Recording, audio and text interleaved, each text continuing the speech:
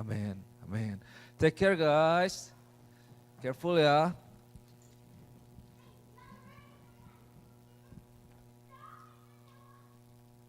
Oke. Selamat sore Bapak Ibu Saudara yang kasih Tuhan. Puji Tuhan ya, kita boleh berkumpul pada sore hari ini. Saya mau ajak kita boleh siapkan Alkitab kita akan belajar firman Tuhan malam hari ini. Saya akan sampaikan satu firman Tuhan yang ini ada di hati saya nih. Ini sepertinya ya Roh Kudus yang membawa untuk saya boleh menyampaikan firman ini, yang kita akan lihat bahwa ini adalah satu hal yang menjadi sebuah persiapan yang saya percaya buat setiap kita masing-masing, seiring dengan kita juga akan memasuki tahun yang baru ya. Kita minggu ke minggu kita akan mengakhiri tahun 2023 ini, dan kita siap-siap masuk ke sebuah tahun yang baru. So, judul khotbah saya hari ini yaitu Arise and Go Over. Arise itu bangkit, dan kemudian go over itu menyeberang ya, atau seberangilah gitu, seberangilah. So arise and go over. Nah, saya mau mulai dengan satu tokoh yang akan saya sampaikan, yaitu tentang Musa. Musa ini dia adalah seorang hamba Tuhan ya. Dia seorang satu hamba Tuhan, anak Tuhan yang sangat dikasihi Tuhan. Kita bisa lihat di dalam kitab, mulai dari kitab Keluaran, di situ disebut untuk pertama kali nama Musa. Saudara tahu bahwa Musa itu kan waktu itu dalam tekanan, kemudian dibawa, dia dialirkan di dalam sungai, kemudian diambil oleh putri Firaun, kemudian diberikan nama Musa, yaitu yang berarti diangkat dari air.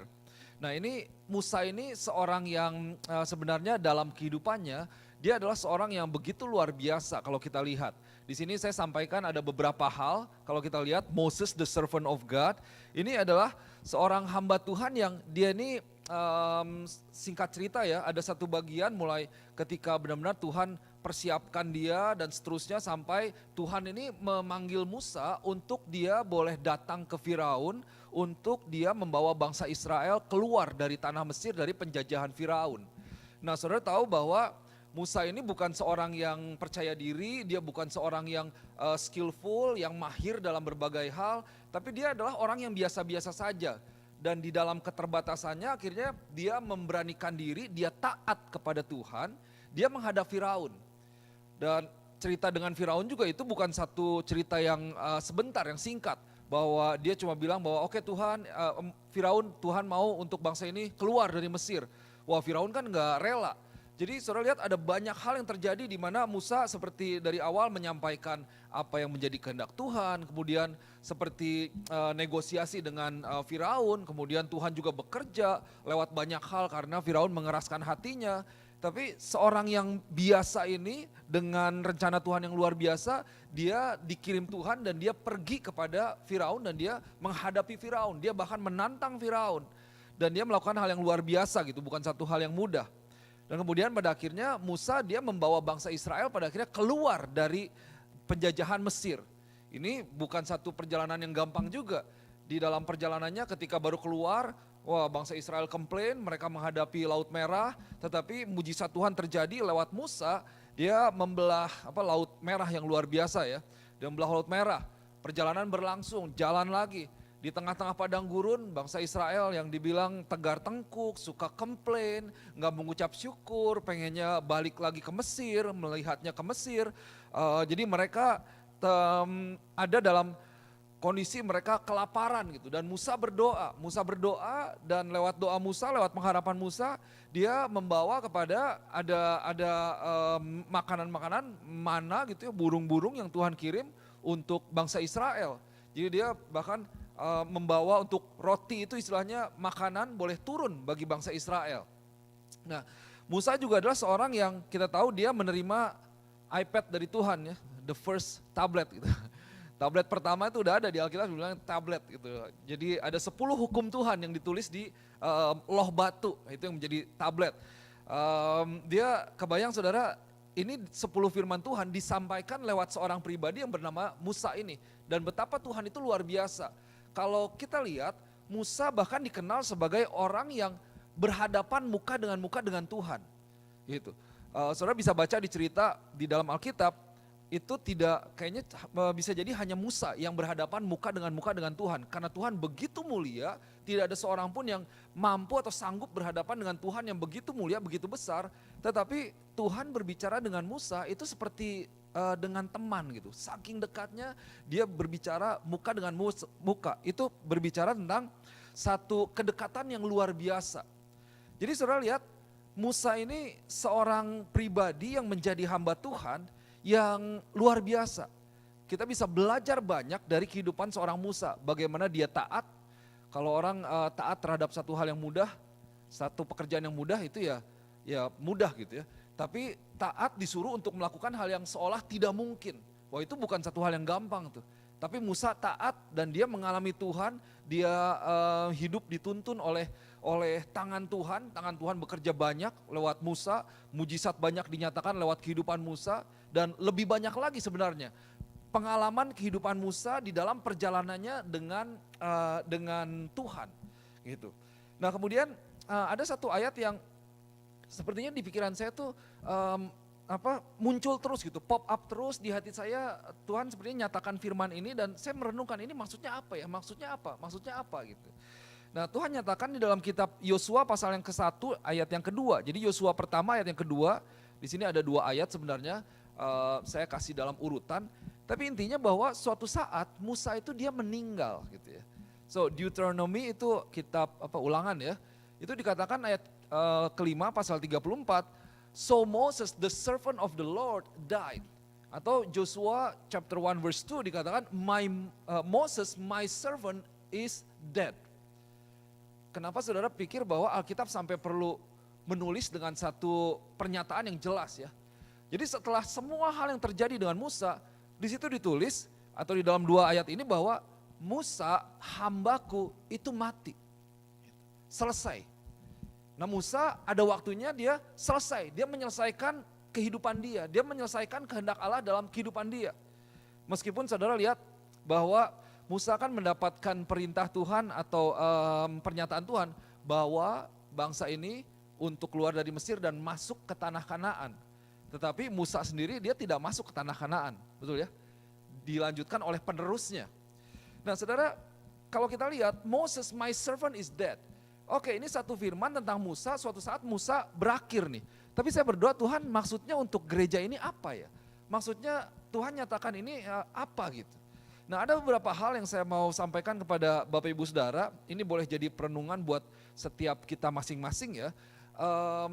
Jadi seperti Musa yang pada akhirnya dia berakhir, mari kita boleh lihat bahwa segala sesuatu dalam hidup kita itu akan berakhir, betul ya? Segala sesuatu akan berakhir. Ini bukan satu hal yang bisa kita hindari, jadi emang tidak terhindarkan. Atau yang memang seperti itu. Pekerjaan kita mungkin akan pindah, akan berakhir, kehidupan kita akan berakhir, dan segala sesuatu akan berakhir. Tahun 2023 akan berakhir. Tahun 2024, oke, kita berdoa itu boleh dimulai. Tuhan jangan datang dulu gitu, karena banyak orang yang masih belum mendengar Injil firman Tuhan. Tetapi setiap bulan, setiap minggu, setiap hari itu akan berakhir. Ada satu ujung dari segalanya. Nah, saudara bisa lihat bahwa Musa dia mati, dia selesai. Tetapi saudara lihat pekerjaan Tuhan, kehidupan Tuhan, pernyataan Tuhan itu tidak pernah berakhir. Ada amin. So kalau Musa telah mati tetapi Tuhan kita tidak mati. Tuhan kita adalah Tuhan yang hidup. Bapak Ibu Saudara yang kasih Tuhan, mungkin ada banyak hal dalam kehidupan kita yang sepertinya mati ya. Mati ini ya selesai atau berakhir. Bahwa kita kehilangan keluarga kita misalnya. Beberapa minggu lalu Bapak Jeffrey ditinggalkan oleh ayah terkasih. Gitu ya. Berakhir. Ketika semua itu berakhir gimana nih? Tapi percaya bahwa kita bisa lihat bahwa ketika Musa mati, tetapi Tuhan tidak mati. Maksudnya apa? Bahwa Tuhan itu tetap hidup, dia tetap bekerja dalam kehidupan setiap kita. Nah saudara, kalau Musa dia meninggalkan bangsanya, Tuhan tidak pernah meninggalkan setiap kita. Oke tadi bahwa aduh orang tua saya sudah Tuhan panggil nih, kita kehilangan begitu rupa, kita sedihnya begitu rupa.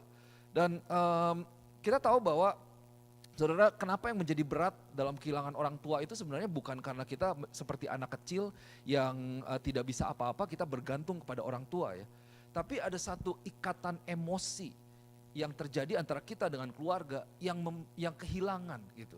Sekuat-kuatnya orang, mungkin kita lebih diberkati, lebih kaya dari orang tua kita, atau mungkin orang tua kita lebih kaya juga, tapi seolah kita tidak membutuhkan financial support dari orang tua kita, tapi ketika kita kehilangan mereka, ada satu hal yang sepertinya saya sebelumnya berpegang nih secara emosi, saya bisa cerita, saya bisa menyampaikan keluh kesah saya, tapi ketika tidak ada, berhenti, Tuhan panggil, kayaknya hilang gitu. Jadi kita kehilangan sesuatu, tempat di mana kita berpegang seolah-olah, kita menggantungkan pengharapan kita, mungkin pegangan kita, tapi orang tersebut sudah tidak ada. Nah ini saudara lihat bahwa ketika Musa berakhir, bangsa Israel juga itu bukan satu hal yang mudah. Mereka sudah biasa dipimpin Musa yang luar biasa, yang sepertinya dipenuhi dengan mujizat, yang dipenuhi dengan pekerjaan Tuhan, doa, minta, Tuhan kirim, mujizat turun. Banyak hal yang terjadi. Tapi saudara yang kasih Tuhan, sekali lagi saya mau katakan bahwa pekerjaan Tuhan dalam hidup kita itu tidak berakhir. Sekalipun ada banyak hal yang berakhir dalam hidup kita. So kita bisa bawa kepada banyak konteks nih. Nah kita lihat berikutnya ya. Dan kemudian kita bisa belajar bahwa rencana Tuhan itu tidak berhenti sampai pada kematian Musa. Oke, ini satu poin lain. Rencana Tuhan tidak berhenti sampai kepada kematian Musa. Oke, Tuhan perintahkan, Tuhan bilang, bawa bangsa Israel keluar dari tanah Mesir dan masuk ke tanah Kanaan. Musanya selesai. Musa bahkan tidak masuk ke dalam tanah Kanaan. Tetapi apakah rencana Tuhan berhenti di sana? Ternyata tidak. Tuhan tetap bekerja. Nah, kita bisa dikuatkan juga dalam segala sesuatu yang kita hadapi. Misalnya kita menghadapi sebuah hal yang dead end. Sepertinya mentok, mati, nggak ada kehidupan. Tidak seperti yang seperti semula. Kita kehilangan pegangan. Tetapi ketahuilah Bapak Ibu Saudara yang dikasih Tuhan, bahwa rencana Tuhan itu tidak berhenti sampai kepada kematian atau yang mentok yang kita alami dalam hidup kita. Tuhan terus bekerja. Nah, kematian Musa ini berarti bukan akhir dari segalanya, tetapi justru permulaan dari sesuatu hal yang baru. Saudara yang kasih Tuhan, kita benar-benar perlu melihat dari satu sisi yang berbeda. Bahwa segala sesuatu yang berakhir itu bukan akhir dari segalanya, tetapi merupakan sebuah permulaan yang baru yang Tuhan sedang kerjakan dan Tuhan akan kerjakan melalui setiap kita. Oke, so saya sampaikan tentang psikologi bangsa Israel, tentang apa yang bangsa Israel rasakan dengan kematian atau kepergian seorang pemimpin. Saya percaya seperti mungkin ya beberapa kita kehilangan orang tua, atau mungkin saudara tahu engkau mengidolakan seseorang tapi orangnya meninggal misalnya, atau dia ceritanya kita mengidolakan seseorang dengan karakternya yang luar biasa, taunya dia melakukan keburukan. Wah kayaknya kita kecewa sekali ya, kayaknya kok orang ini bisa begini gitu ya. Seorang yang kita harapkan, yang kita pegang, tapi ternyata dia seolah tanda kutip pergi, dalam arti tidak menjadi seperti dia sendiri yang menjadi panutan banyak orang. Atau ya secara fisik dia pergi, kita kehilangan pegangan. Tetapi again, bahwa segala sesuatu yang berakhir itu bukan akhir dari segalanya, tapi satu hal yang baru yang Tuhan mau kerjakan. So, saya bawa dalam kita menghadapi tahun yang baru, kita masuk dalam akhir-akhir tahun. Oke, kita bisa lihat bahwa kita berdoa nih, aduh Tuhan untuk ini. Tapi kok tahun ini mau berakhir ya. Tapi percaya, Tuhan tetap bekerja dan Tuhan akan terus bekerja. Dan kita perlu terus memberikan diri kita kepada Tuhan. Terlibat dalam rencana Tuhan. Oke, nah kemudian yang menjadi pertanyaan ketika Musa selesai, Musa mati, kan pertanyaannya siapa yang menggantikan Musa gitu ya. Siapa yang menggantikan Musa, siapa yang bukan hanya menggantikan Musa, tapi siapa yang dapat atau yang mampu menggantikan Musa dengan segala reputasi yang tadi nih. Gitu. Dan Musa memiliki seorang hamba yang namanya Joshua. Joshua memang ya satu orang yang diurapi Tuhan. Joshua adalah orang yang dipilih oleh Tuhan. Saya mau katakan di awal yaitu dipilih oleh Tuhan. Tapi Joshua ini Dia pengikut Musa gitu. Orang yang mendampingi Musa, yang melayani Musa selama ini. Saudara bayangkan kalau saudara jadi Joshua, kira-kira gimana nih? Wah, pemimpinnya meninggal, Tuhan suruh dia. Wah, saya ini siapa nih? Ini sama kayak Musa lagi nih. Seperti dulu Musa zaman dulu bisa jadi ya secara normal. Saya bisa apa ya sementara, wah Musa nih, wah luar biasa. Kita kalau ngelihat pendeta yang luar biasa atau pemimpin yang luar biasa mengerjakan hal-hal yang luar biasa. Terus gimana nih yang berikutnya? Mampu nggak nih? Masih muda? Itu seperti itu. Oke. Nah, saudara yang kasih Tuhan, dalam konteks ini saya melihat bahwa Tuhan seperti menyatakan bahwa oke, tadi yang pertama bahwa my servant Moses is dead. Bahwa segala sesuatu itu akan berakhir, ada kesudahannya. Tetapi rencana Tuhan, pekerjaan Tuhan, penyertaan Tuhan tidak berakhir dalam hidup kita. Nah kemudian Joshua itu siapa? Kalau kemudian rencana Tuhan itu diteruskan kepada Joshua, saya percaya bahwa Joshua itu menggambarkan setiap kita, gereja Tuhan, rumah Tuhan pada hari-hari ini. Yang diberikan tanggung jawab untuk melanjutkan rencana Tuhan. Untuk carry on gitu, membawa rencana Tuhan. Sehingga saudara, kalau tadi saya kasih contoh misalnya, oke, orang tua kita selesai. Tapi keturunan dalam sebuah keluarga itu tidak selesai di situ ya. Kita sebagai anak kita mengemban tanggung jawab yang baru dari orang tua atau di dalam keluarga. Kita sebagai suami, kita sebagai istri, kita sebagai pelayan Tuhan, kita sebagai anak-anak Tuhan, di gereja kah apa di marketplace, kita mengemban tanggung jawab yang menjadi hal yang diteruskan oleh orang-orang sebelum kita, pelayan-pelayan sebelum kita, untuk kita boleh terus membawa rencana Tuhan dalam hidup kita, menyatakan kabar baik, membawa orang kepada Yesus Kristus tentunya. Nah ini adalah Joshua. Mungkin kita kembali melihat diri kita belum berpengalaman atau belum bisa apa-apa. Tetapi kita lihat di Yosua 1 ayat yang kedua, ini satu ayat penuhnya, firman Tuhan katakan bahwa hambaku Musa telah mati. Nah sebab itu bersiaplah sekarang, seberangilah sungai Yordan ini, engkau dan seluruh bangsa ini menuju negeri yang akan kuberikan kepada mereka, kepada orang Israel itu. So Moses my servant is dead. And then itu satu cerita yang panjang tuh, rangkuman yang banyak gitu. Rangkuman dari cerita yang banyak. Now therefore arise and go over this Jordan, you and all these people, into the land that I am giving to them, to the people of Israel. Kemudian Tuhan nyatakan kepada Yosua, oke, Musa telah selesai. Sekarang buat kamu nih, yang harus kamu lakukan, yang menjadi bagian kamu, ada dua hal. Yang pertama, arise and then go over this Jordan. Bangkitlah dan seberangilah sungai Yordan. Saudara yang kasih Tuhan, saya mau ajak untuk kita boleh renungkan firman ini, renungkan dua term ini ya, arise and go over this Jordan. Yang pertama arise. Well, kalau kita ditinggalkan, kecenderungannya memang kita sedih dan kita diam.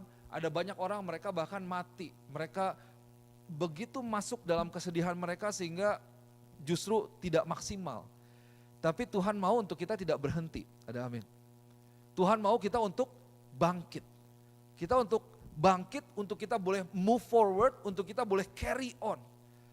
Be ready and look forward. Siapkan dirimu, pandang ke depan, karena rencana Tuhan belum selesai. Ini adalah waktunya untuk kita mempersiapkan diri kita, untuk kita boleh masuk ke satu musim yang baru, masuk ke dalam satu hal yang baru, satu pekerjaan yang baru yang Tuhan mau lakukan, bukan lewat Musa, tapi kali ini lewat kita, untuk kita boleh mengerjakan, membawa rencana Tuhan.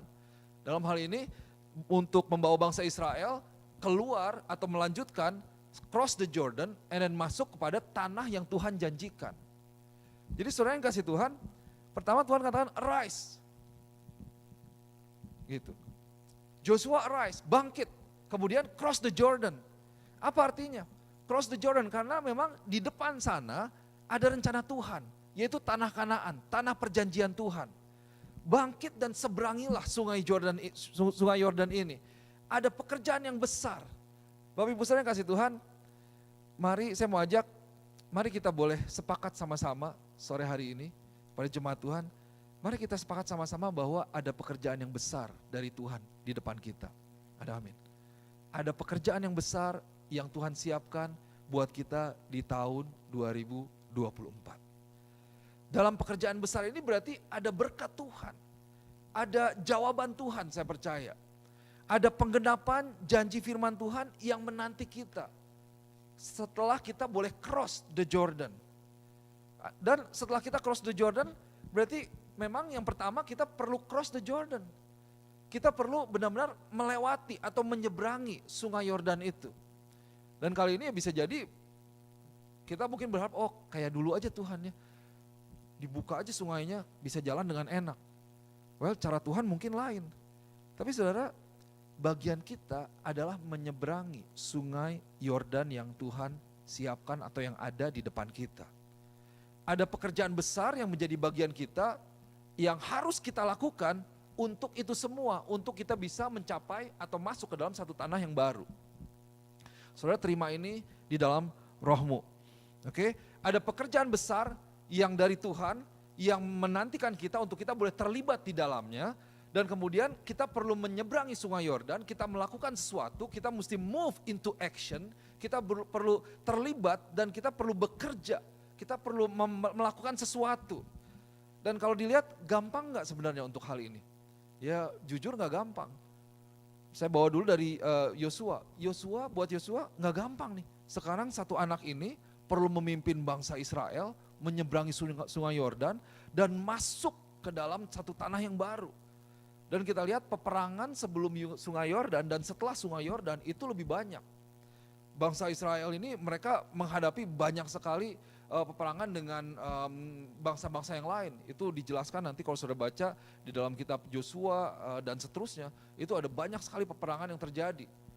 Buat Yosua saudara bayangkan, wah ini seorang pemimpin yang baru yang diangkat, ini bukan satu hal yang gampang. Deg-degan ya kalau saya lihat sih satu hal yang wajar. Kalau dibilang gampang, tentu tidak gampang gitu. Tapi Joshua ini sebagai pengikut Musa, kembali dia bukanlah orang yang berpengalaman seperti Musa. Mungkin kita pikir bahwa oh ya ini Tuhan nih, kadang kan kita memakai nalar kita ya untuk melakukan pekerjaan Tuhan. Oh Tuhan kalau Tuhan suruh begini tapi saya bisa gak? Saya mampu gak? Sama ketika Musa Tuhan panggil untuk membawa bangsa Israel. Saya kan siapa Tuhan? Saya gak bisa apa, ngomong aja gagap, begini dan seterusnya. Tapi saudara yang kasih Tuhan, Tuhan mau untuk kita boleh melewati sungai Yordan yang ada di hadapan kita. Atau maju lebih lagi, masuk ke dalam satu langkah demi langkah yang baru. Untuk kita bisa menerima apa yang menjadi berkat Tuhan yang sesungguhnya Tuhan persiapkan buat setiap kita. So again, tahun depan mungkin bukan satu tahun yang gampang dan saya tidak berdoa untuk tahun yang susah. Tapi well, ya itulah zaman ini ya. Tapi ada janji firman Tuhan yang Tuhan mau berikan kepada setiap kita pada sore hari ini. Nah saudara, seringkali ketika kita diberikan tanggung jawab, ketika kita menghadapi sesuatu yang baru, kita kan bertanya, mampu enggak gitu? Atau kita berada seolah-olah di bawah bayang-bayang seorang Musa. Jadi Joshua ini berada di bawah bayang-bayang setiap Musa yang telah selesai. Katakanlah dia nggak pengalaman, nggak skillful, atau dia mungkin lebih rapuh gitu ya. Karena ya hubungannya dengan Tuhan tidak seperti Musa, atau banyak hal yang bisa kita alami, yang bisa menjadi bahkan alasan atau excuse yang kita berikan untuk kita tidak maju nih. Wah Tuhan saya kan begini, saya kan begini, saya kan begini. Tapi ada beberapa hal yang mesti kita ingat. Nah ini saya akan sampaikan ada 3 poin sore hari ini yang perlu kita ingat seperti apa yang Yosua lakukan dalam hidupnya. Yang pertama, mari kita lihat bahwa the hope of God's promise. Jadi ada pengharapan akan janji Tuhan. Ingat janji Tuhan dalam hidup kita. Maka dari itu saudara yang kasih Tuhan, kami sebagai gembala tempat ini, kami terus membawa setiap jemaat Tuhan untuk kembali kepada firman Tuhan, untuk selalu ingat terhadap janji firman Tuhan. Kalau diomonginnya setiap minggu mungkin, berkali-kali lagi dan lagi dan lagi. Kenapa? Karena dalam perjalanan hidup kita, kita dengan mudah menjadi goyah. Karena kita menghadapi masalah, kita menghadapi banyak hal, dan pikiran manusia kita tidak mungkin berkata, oh ini tidak bisa. Tapi kita harus selalu kembali kepada janji firman Tuhan. Dan di dalam firman Tuhan ada pengharapan yang sejati. Ada amin. So Yosua 1 ayat 2 dan ayat yang kelima, jadi Tuhan bukan hanya pass on atau meneruskan atau memanggil Yosua untuk meneruskan rencana Tuhan, tetapi Tuhan memberikan janjinya kepada Yosua secara spesifik. Karena di dalam janji itu ada pengharapan. Tuhan katakan begini di ayat yang kelima, seorang pun tidak akan dapat bertahan menghadapi engkau seumur hidupmu. Seperti aku menyertai Musa, demikianlah aku akan menyertai engkau. Aku tidak akan membiarkan engkau dan tidak akan meninggalkan engkau. Saudara, engkau renungkan, engkau ambil firman Tuhan ini, janji firman Tuhan ini, engkau pegang, engkau bawa dalam kehidupanmu di masa yang akan datang. Karena hari ini Tuhan katakan, seperti aku menyertai Musa, demikianlah aku akan menyertai engkau. Tuhan gak bilang bahwa, nanti kamu akan menghadapi hal ini dan hal itu. Tuhan tidak bilang kamu akan menghadapi hal yang mudah. Tuhan gak bilang bahwa kamu akan hidupmu menyenangkan terus, enak. Tapi Tuhan katakan, seperti aku menyertai Musa, demikianlah aku akan menyertai engkau. Apa yang kau butuhkan? Musa bukan seorang yang pinter loh, bukan seorang yang luar biasa. Tapi penyertaan Tuhan itu adalah segalanya. Karena ketika Tuhan menyertai kita, seperti Tuhan menyertai Musa, apa yang Musa butuhkan, Tuhan berikan. Kita hanya perlu menjadi seperti pipa yang menjadi saluran dari pekerjaan Tuhan. Tuhan mau lakukan mujizat lewat kehidupan kita, kita bersedia. Tuhan mau lakukan apapun atau Tuhan mau berkati orang, Tuhan berkati kita untuk menjadi berkat bagi orang lain. So, saudara yang kasih Tuhan, dalam kita memasuki satu hal yang baru, pengharapan kita itu bukan terletak pada kekuatan kita sendiri. Jangan sampai kita begitu berpegang kepada kekuatan kita, kepada apa yang kita miliki. Oh oke lah, saya tenang, di bank saya ada account sekian. Oh oke lah, kalau hal yang ini sepertinya bisa. Tapi mari kita boleh berpegang kepada pengharapan yang sejati, yaitu kepada Tuhan kita. Karena Dia adalah sumber dari segalanya. Kalaupun kita kehabisan, kalaupun kita kekurangan, atau kalaupun kita tidak memiliki apa yang kita perlukan, Tuhan yang akan mensuplai, Tuhan yang akan memenuhi, Tuhan yang akan memberikan akan apa yang kita butuhkan untuk menyelesaikan pekerjaan Tuhan. Ada amin. So the hope of God's promise. Ada pengharapan di dalam janji firman Tuhan. Pengharapan kita terletak pada janji firman Tuhan, yaitu pada kuasa Tuhan, pada kuasa Allah yang sanggup menggenapi janji-janjinya pada kita dan pada penyertaan atau pendampingan Tuhan. Yaitu pada Tuhan sendiri yang sebenarnya hadir dan tidak pernah meninggalkan setiap kita. Wah itu luar biasa. Saudara, di dalam kehidupan kita, saya percaya engkau adalah seorang pemimpin. Mungkin di keluarga, mungkin ada yang kau bimbing gitu ya, ada orang yang kau nasihati, ada orang yang melihat engkau sebagai pemimpin gitu. Tapi saudara yang kasih Tuhan, kalau kita lihat kembali bahwa kayaknya sebagai pemimpin kan gak gampang ya. Ada yang supervisor ngatur orang kan gak gampang gitu. Jangan kan ngatur orang, ngatur istri, ngatur suami, kadang-kadang ini kayaknya kok gak ngerti gitu ya. So setiap orang tuh leaders lah dalam beberapa posisi gitu, dalam beberapa hal. Nah, tapi again, Bapak Ibu Saudara yang kasih Tuhan,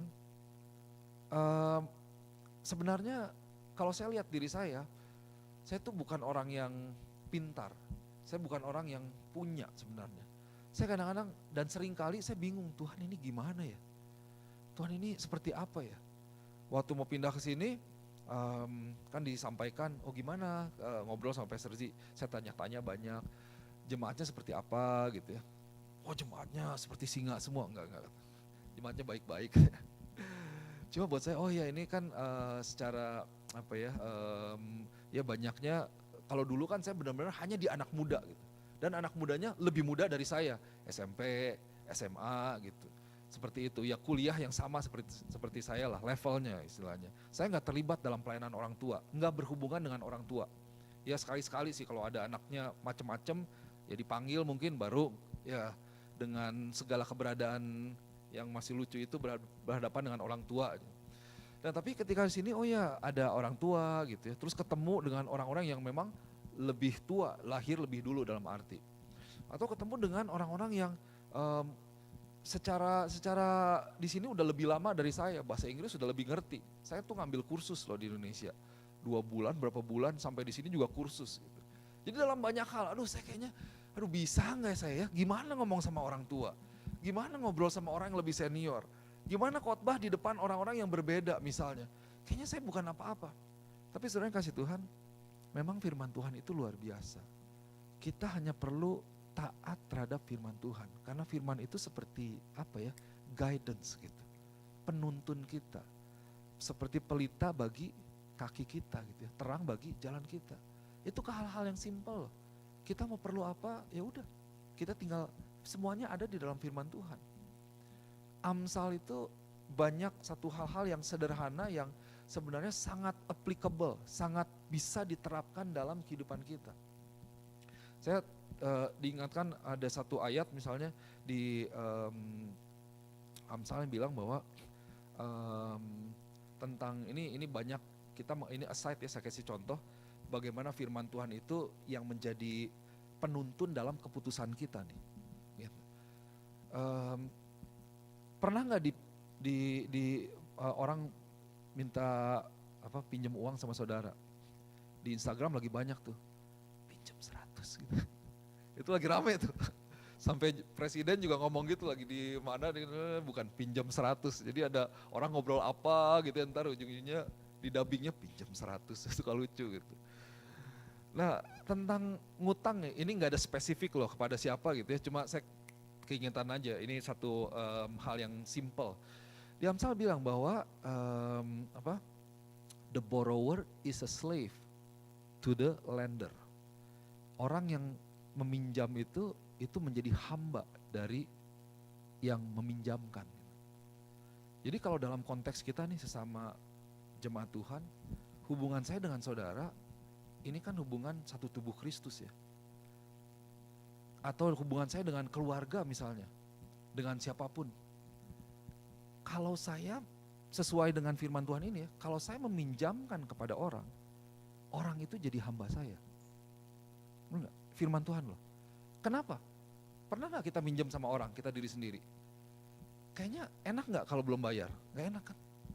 Terus orangnya kayaknya kalau mau ngatur-ngatur kita gak enak karena kita punya utang gitu. Kita seperti jadi slave-nya dia. Atau dari sisi kita yang meminjamkan tanpa sadar kalau kita gak menjaga diri, kita bisa seenaknya kepada orang ini. Lu kan udah minjem, belum ini. Gua ambil dulu lah apa lu misalnya. Atau pakai ini dan itu. Nah itu firman Tuhan yang sederhana tuh. Jadi guidance dalam hidup kita sejak lama saya mulai terapin. Oke, dari firman ini kebenarannya apa? Enggak minjemin duit sama orang. Kalau perlu saya kasih. Dan udah kasih berarti lupa, udah gitu. Karena kalau minjemin kan nanti saya mengharapkan kan, kapan nih nagih, ntar yang ditagih lebih galak lagi. Enggak dibayar-bayar gitu, wah jadi stres, jadi repot. Itu tuh guidance yang sederhana. Ada banyak hal yang sederhana yang sangat applicable yang kita bisa dapatkan dari firman Tuhan kalau kita mau memberi diri kita kepada firman Tuhan. Nah, firman Tuhan ini yang menuntun setiap kita. So, Bapak Ibu Saudara yang kasih Tuhan, pertama ya, the hope of God's promise. Ada pengharapan di dalam janji firman Tuhan. Nah, ini masuk kepada poin yang kedua, yaitu the call to faith and obedience. Ada panggilan untuk kita masuk dalam sebuah kesetiaan dan ketaatan kepada firman Tuhan. Jadi Tuhan ini seperti ketika Tuhan manggil Yosua untuk dia meneruskan rencana Tuhan membawa bangsa Israel, Tuhan nih mau untuk Yosua untuk taat kepada Tuhan dan punya iman, berpegang kepada Tuhan yang menjadi Tuhannya dia. Tidak berpegang kepada kekuatan dia sendiri, karena ketika dia berpegang kepada kekuatan dia sendiri, tahu bahwa itu bukan satu hal yang kuat, yang teguh untuk menjadi pegangan. Tapi Tuhan mau Yosua untuk berpegang kepada Tuhan, memiliki iman kepada Tuhan, taat kepada Tuhan. Nah Yosua ini pasal 1 ayat ke-8 dikatakan, janganlah engkau lupa memperkatakan kitab Taurat ini, tetapi renungkanlah itu siang dan malam, supaya engkau bertindak hati-hati sesuai dengan segala yang tertulis di dalamnya. Sebab dengan demikian perjalananmu akan berhasil dan engkau akan beruntung. Wah, ini ada banyak hal nih. Ya, Tuhan punya rencana dalam hidup kita. Berapa banyak kita keluar dari rencana Tuhan? Berapa banyak atau berapa sering kita detour dari rencana Tuhan? Kenapa? Karena ya seringkali yang play part atau menjadi hal yang penting karena kita tidak menaruh iman kita kepada Tuhan dan kita tidak taat terhadap tuntunan dari Tuhan. Kita tidak punya iman, tidak percaya penuh sehingga kita bertindak dengan diri kita sendiri. Karena kita melihat bahwa oh kayaknya ini nih lebih cepat nih. Jadi iman kita ditaruh kepada hal yang lain daripada Tuhan. Atau kita tidak taat. Firman Tuhan katakan begini, kita tidak melakukannya. Pada akhirnya membawa kita menjadi lebih lama atau menjadi lebih jauh. Seperti yang dialami oleh bangsa Israel. So Bapak Ibu Saudara yang kasih Tuhan, firman Tuhan adalah instruksi penuntun langkah hidup kita sehari-hari. Banyak sekali firman Tuhan berfungsi untuk mengajar, untuk menegur, untuk mengarahkan kita, menuntun kita. Jadi sebenarnya di dalam Tuhan tuh kita luar biasa ya. Hidup kita itu datang dengan sebuah manual, yaitu firman Tuhan. Engkau mungkin berpikir bahwa kembali engkau bukan orang yang pintar, bukan orang yang luar biasa. Tetapi ketahuilah ada rencana Tuhan di dalam kehidupanmu. Dan di dalam perjalananmu engkau tidak perlu takut. Karena Tuhan yang akan menuntun engkau langkah demi langkah. Seiring dengan engkau tetap berpegang kepada Tuhan, berharap kepada Tuhan, dan setia, taat untuk melakukan firman Tuhan. So, saya mau ajak kita kembali dalam konteks gereja Tuhan ini. Saya percaya bahwa ada hal yang baru sungguh yang Tuhan mau berikan kepada setiap kita di tahun yang akan datang. Termasuk dengan kita hal yang teknisnya kita rencana untuk ibadah pagi hari. Bukan sekedar untuk supaya enak ya pagi nanti pulang bisa makan siang dan lain-lain sebagainya, bukan. Tapi ada pekerjaan Tuhan. Kalau ditanya gampang gak? Nggak gampang. We need to cross the Jordan. Kita perlu bekerja. Kita perlu melangkah dan menenggelamkan kaki kita untuk masuk ke air, masuk ke lumpur dan terus berjalan. Tapi janji firman Tuhan, Tuhan akan menyertai kita. Bagian kita taat dan mendengar kepada suara Tuhan. Bagian kita untuk tetap berharap kepada Tuhan, menaruh iman kita kepada Tuhan. Dan ini membawa kita kepada poin yang terakhir, yaitu the assurance of His presence. Sebuah jaminan akan hadirat Tuhan. Sebuah jaminan akan penyertaan Tuhan. Ini sepertinya sama dengan yang pertama ya. Tapi di sini kalau kita lihat Yosua 1 ayat yang 9, firman Tuhan katakan seperti ini. Bukankah telah kuperintahkan kepadamu, kuatkan dan teguhkanlah hatimu. Janganlah kecut dan tawar hati, sebab Tuhan Allahmu menyertai engkau kemanapun engkau pergi.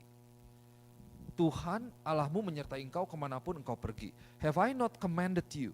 Be strong and courageous. Do not frighten and do not be dismayed. For the Lord your God is with you wherever you go.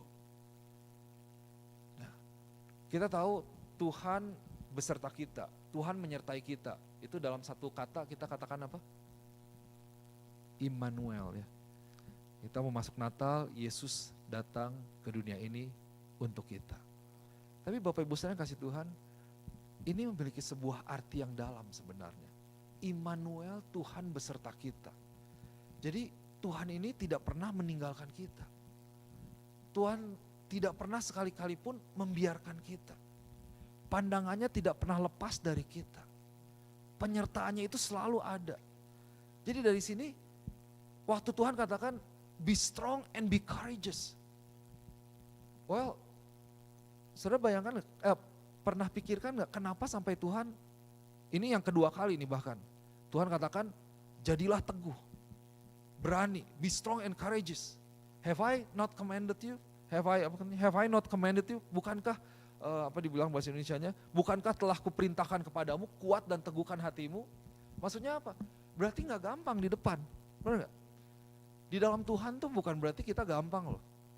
Tapi satu hal yang luar biasa yang membuat kita tenang bahwa ada Tuhan dalam hidup kita. Meskipun susah, hidup ya tidak gampang, tapi kedamaian Tuhan, ketenangan Tuhan, damai, kasih yang sejati itu tersedia buat kita. Di dalam lembah kekelaman, di dalam kesulitan, kita tetap bisa merasakan sukacita yang dari Tuhan, damai yang dari Tuhan, kekuatan yang dari Tuhan. Wah, kalau dipikir, Bapak Ibu Saudara yang kasih Tuhan, engkau mengalami, saya percaya bahwa kalau kita berpegang kepada kekuatan kita sendiri, wah kayaknya mungkin kita bisa katakan bahwa tidak tahu sekarang saya ada di mana, betul ya? Setuju ya? Tapi kita punya Tuhan yang hidup loh, yang menyertai kita. Dan saya mau ajak ini lebih dalam lagi, bahwa kalau dikatakan di sini bahwa Tuhan beserta dengan kita, itu ada hadirat Tuhan yang menyertai kita. Ada penyertaan Tuhan di dalam kehidupan kita. Itu berarti apa? Bahwa Tuhan ini ketika kita membutuhkan sesuatu, Tuhan melihat, Tuhan tahu, dan Tuhan bisa memberikannya kepada setiap kita. Ada amin. So, saya mau ajak kita boleh persiapkan diri kita nih. Be ready. Arise and go over the Jordan. Let's prepare ourselves to move forward. And to look forward to focus on God. And then be strong and be courageous. Dalam masa-masa nanti kita menghadapi sesuatu, mari kita tetap kuat, kita boleh tetap satu. Kenapa? Karena ada hadirat Tuhan. Selain ada pengharapan dalam Tuhan, ada janji firman Tuhan, kemudian ada penyertaan Tuhan dalam hidup kita. So mari kita jadi pribadi yang teguh. Ada amin. Jadi pribadi yang memiliki hati yang kuat, memiliki keberanian dalam hidup kita. Miliki hati yang kuat dan hati yang berani. Wah, ini orang Kristen ini mesti punya hati yang kuat nih. Mesti punya hati yang luar biasa. Kemarin waktu Kersel kita ngobrol-ngobrol sama dengan Mario, dengan suami Ibu Yeni, dengan Ray, dengan Ibu Lita yang pernah Ibu Lita anaknya di Air Force, Ray pernah di Army ya, atau Air Force? Air Force juga gitu. Itu kita ngobrol tentang kepada kehidupan seorang tentara itu seperti apa. Apalagi kalau udah jadi officers atau Navy seperti itu ya. Tentara kan kalau disuruh sama komandannya itu gimana? Sir, yes sir gitu. Untuk ngobrolin tentang istri tentara gitu. Kalau mau jadi istri tentara, kalau di Indonesia tuh mesti dibawa ke komandan dulu. Dan itu dididik dulu juga. Kamu siap loh, ini kamu jadi istri prajurit. Prajurit kan kalau disuruh pindah kemana, ya pindah gitu. Nggak bisa, enggak sayanya di Boston aja deh, enak di Boston. Kan nggak bisa gitu ya, nggak bisa milih. Mau di station di mana, ditetapkan di mana, dideploy ke Irak lah, dideploy kemana. Kalau ke situ enggak deh kayaknya, yang lain aja. Nggak bisa gitu. Nah kita nih Tuhan bilang loh, kita adalah tentara Tuhan. Tuhan mau kita menjadi tentaranya. Nah banyak kali orang Kristen bertumbuh sampai kepada mungkin kopralnya Tuhan kali. Oke, yang pilih ketika disuruh nggak mau, ya mundur gitu. Karena terlalu berat atau nggak bisa. Tapi kita mesti siap terhadap Tuhan. Tuhan punya rencana dan itu sebuah kehormatan. Ketika Tuhan panggil kita, kita mesti siap katakan, sir, yes sir. Tuhan, iya ini aku, utus aku. Aku mau pergi, aku mau terlibat, aku mau memberikan diriku. Dan sebenarnya dalam ilustrasi ini satu hal yang luar biasa bahwa kita bisa menggantungkan pengharapan kita kepada Tuhan. Tidak ada yang perlu kita khawatirkan di dalam Tuhan. Ada amin. Gampang gak? Gak gampang loh. Ketika satu terjadi, mari kita boleh kembali kepada firman Tuhan. Sore hari ini Tuhan sampaikan bahwa Tuhan mau untuk kita persiapkan diri kita untuk bangkit dan untuk cross the Jordan. Dalam perjalanan kita, ingat, seperti aku menyertai Musa, aku menyertai engkau. Ada pengharapan di dalam janji firman Tuhan. Dan ada penyertaan Tuhan, ada sebuah jaminan akan penyertaan Tuhan, tuntunan Tuhan, pendampingan dari Tuhan. Termasuk di dalamnya berkat Tuhan, kekuatan yang Tuhan sediakan, recharge, kesegaran yang Tuhan sediakan buat kita ketika kita berjalan bersama-sama dengan Tuhan. Saudara, kenapa kita tidak mengalami Tuhan atau sepertinya kita lemah? Itu bukan sebenarnya Tuhan yang meninggalkan kita, karena kita yang menolak Tuhan. Dengan kita menggantungkan kekuatan kita, pengharapan kita kepada diri sendiri atau hal-hal yang lain yang bukan dari Tuhan atau tidak sesuai dengan firman Tuhan. Tapi selama kita berjalan bersama dengan Tuhan, selalu ada kekuatan baru, ada kesegaran yang baru, ada air yang baru, ada berkat yang baru yang dari Tuhan. So, saya mau sampaikan firman Tuhan ini, saya berdoa biar ini menjadi sebuah hal yang terimpartasi gitu, dinyatakan untuk setiap Bapak Ibu Saudara di tempat ini, dan setiap kita boleh menerima di dalam roh kita akan firman Tuhan, di mana Tuhan mau bekerja terus dan kita melakukan bagian kita di dalam pekerjaan Tuhan. Amin. Mari kita berdoa. Bapa, di dalam nama Yesus, hamba-Mu berdoa Tuhan, hamba-Mu selesai berbicara, tapi hamba-Mu berdoa Roh Kudus yang boleh terus berbicara. Berdoa biar boleh ada pernyataan Tuhan kepada setiap jemaat Tuhan di tempat ini, yang spesifik, yang jelas, lebih jelas lagi Tuhan. Buat setiap jemaat Tuhan dalam konteks keluarga, dalam konteks pekerjaan, dalam konteks pelayanan kami, dengan apa yang terjadi dalam kehidupan kami Tuhan. Mungkin ada banyak hal yang sepertinya berakhir. Ada banyak hal di mana kami mengalami seolah-olah kami kehilangan pegangan kami Tuhan. Ada banyak hal yang membuat kami seolah-olah kami kehilangan kekuatan kami. Atau merasakan kami sepertinya mau menyerah Tuhan. Tapi biarlah setiap kami gereja Tuhan, kami boleh selalu memandang kepada Engkau. Melihat kepada perkara yang di atas. Melihat Yesus, fokus kepada Engkau Tuhan. Dan terus dari sini kami boleh siap selalu untuk memberikan diri kami Bapa, untuk menjadi alat Tuhan. Dalam apapun yang Tuhan mau kerjakan dalam kehidupan kami mau katakan ini kami Tuhan, ini aku Tuhan. Utus aku dan pakai aku Tuhan. Hamba-Mu berdoa biar firman Tuhan itu menjadi kekuatan dalam setiap pribadi di tempat ini. Bahwa roh Tuhan menyertai, pendampingan Tuhan itu tidak pernah lepas. Pandangan Tuhan itu tidak pernah lepas dari setiap pribadi yang ada di tempat ini. Dan kami mau katakan Tuhan, kami mau katakan dengan iman bahwa kami tidak takut akan apapun juga. Kami tidak akan khawatir dengan apapun juga Tuhan. Karena kami tahu bahwa ada Tuhan yang bersama-sama dengan kami. Hamba-Mu berdoa dimeteraikan firman Tuhan, tertanam jauh di dalam roh Tuhan, dan Roh Kudus boleh terus bekerja untuk memberikan kekuatan dan selalu diteguhkan, sehingga kami boleh berdiri teguh di atas dasar kebenaran firman Tuhan. Sehingga tidak ada hal-hal yang lain Tuhan yang membawa kami keluar, tapi karena kami boleh ada dalam Tuhan, kami boleh berdiri teguh di tengah-tengah badai, dan kami boleh menjadi pribadi yang kuat, dan kami boleh take action, kami boleh melakukan sesuatu dan menjadi berkat bagi banyak orang. Di dalam nama Yesus, haleluya, amin.